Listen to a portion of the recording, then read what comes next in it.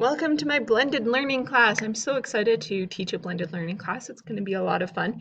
Blended learning has a lot of benefits, such as you can work at your own pace.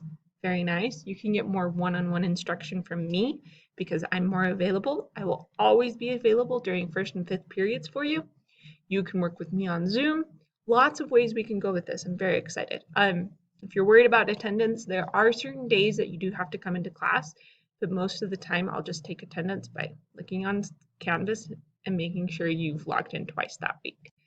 The expectation, though, is that you do spend 3 hours working on this class a week because that's 2 class periods and each class period is 90 minutes. So, if you're worried about this class being harder than my regular classes, don't worry, it's the same.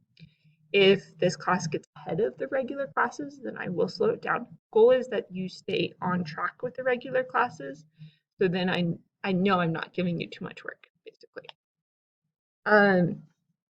It is a completely different mindset though. So I'm not going to tell you what to do every day. It's you. You get to decide when you work on this class and you get to decide what you do.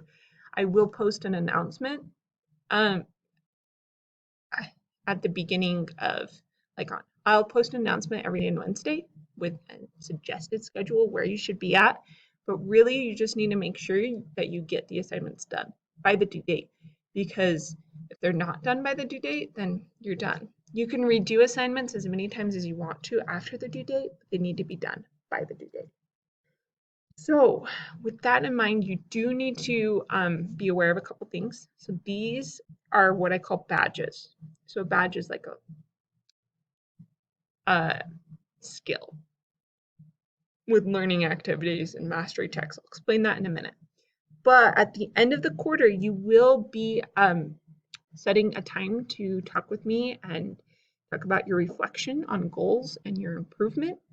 So with that in mind, you do need to keep track of your learning and what you learn and your set goals at the beginning of the quarter, and then keep track of your achievement towards those goals by the end of the quarter.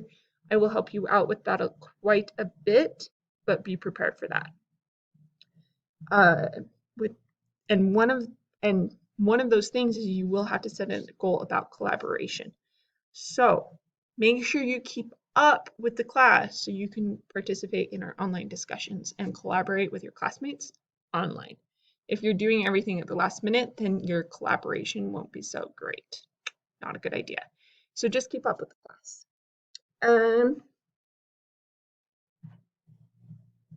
How badges work now. So badges. Each badge has a certain objective that is explained in the overview. So these are objectives, and then they have learning activities that teach those objectives, and then they have a mastery check that assess the objectives. And as far as how this translates into Skyward, the learning activities do not go to Skyward, only the mastery check. And it's not like, oh, I scored 75% on the mastery check, so I get a 75% in Skyward. No, you get 100% for passing the badge. The way you pass the badge is by scoring proficient on the rubric. So I will more on that as next week, more on that in class. If you have any more questions on that, just ask me.